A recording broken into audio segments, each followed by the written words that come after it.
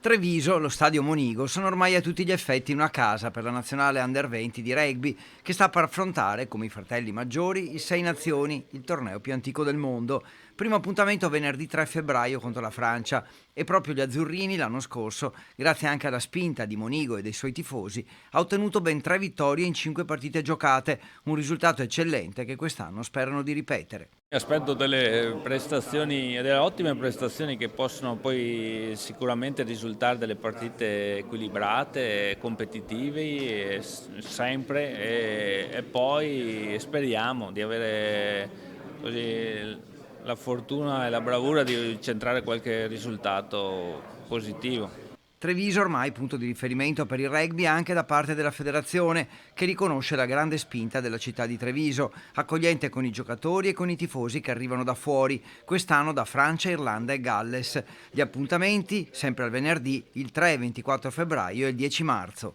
Il pubblico di Treviso, l'atmosfera dello stadio di Treviso è stata una spinta importante per raggiungere i risultati che sono stati raggiunti e di conseguenza è venuto naturale riconfermare questa sede.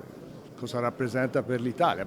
Ci gioca la squadra in questo momento migliore che abbiamo in Italia, per cui rappresenta molto. Un evento questo che arricchisce il patrimonio sportivo di Treviso, che è già per praticanti e risultati una sorta di capitale italiana dello sport. Rientra in quel cartellone di grandi eventi sportivi che richiamano la nostra città, che hanno una valenza certamente sportiva perché saremo tutti a tifare i nostri campioni dell'Italia, ma anche turistica per una città che ha questa vocazione sportiva da sempre e che continua a attirare questi grandi eventi. E poi niente di ufficiale, dietro le quinte Benettone e amministrazione stanno lavorando per ingrandire lo stadio. Si parla di una capienza futura di 10.000 posti che permetterebbe di ospitare anche la nazionale maggiore, non per i Sei Nazioni vincolato a Roma, ma per le partite amichevoli che gli azzurri disputano ogni novembre.